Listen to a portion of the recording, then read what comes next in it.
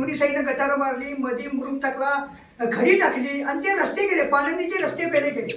त्यानंतर बळीनं जे बकरं फिरते आमच्या गावाच्या भोवत्यात, तो पहिला रस्ता करून घेतला. आज तोच रस्ता ह्या सरपंचानं बंद केला. संतूरनगरला सांगून. आणि इकडं चापोळेकरांची वसाहत आहे ना, इकडं जाणाऱ्या शेतकऱ्यांचा रस्ता आपण त्या भानुदास पाटलाला सांगून तो रस्ता बंद करतो. अशी या ग्रामपंचायतीची कामं सध्या चालू आहेत. रस्ते करायची नाही.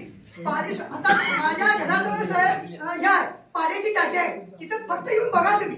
परवा एका सामान्य शेतकऱ्याने असं म्हटलं की घाणीतच ग्रामपंचायत आहे, आणि असं म्हटल्यानंतर 15 ऑगस्ट निमित्त साधून त्यांनी ते ग्राउंड तेवढं स्वच्छ केलंय. कारण ती टाकी जाऊन बघा जरा, त्या टाकीची काय अवस्था आहे ती बघा. आणि त्या टाकीचं पाणी आम्ही पितोय.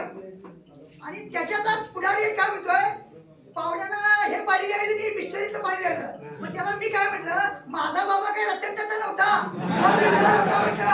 माझा बाबा शेतकरी होता आणि मी पण शेतकरीच आहे. आणि मी ही जी यात्रा करणार ती ह्या शेतीच्या उत्पन्नावर करणार. माझी शेती